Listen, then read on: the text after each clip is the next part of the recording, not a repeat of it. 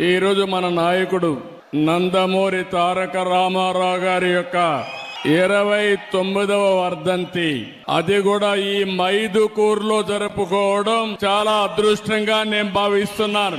ఒక మహానాయకుడు, ప్రజానాయకుడు, తెలుగు జాతి చరిత్ర ఉన్నంత వరకు తెలుగు వారి గుండెల్లో ఉండే ఏకైక వ్యక్తి నందమూరి తారక రామారావు గారు.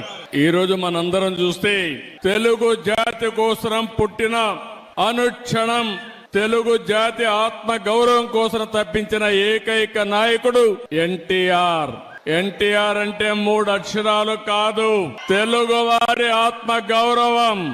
ఇంకొక పక్క మనం చూస్తే పేదవాడి గుండెల్లో తీపి జ్ఞాపకం, బడుగు బలహీన వర్గాల గుండెల్లో చెరగని ధైర్యం. 9 నెలలే ఎన్టీ రామారావు గారు పార్టీ పెట్టి ప్రపంచంలో కూడా ఎవ్వరు కూడా అధికారంలో రాలేదు.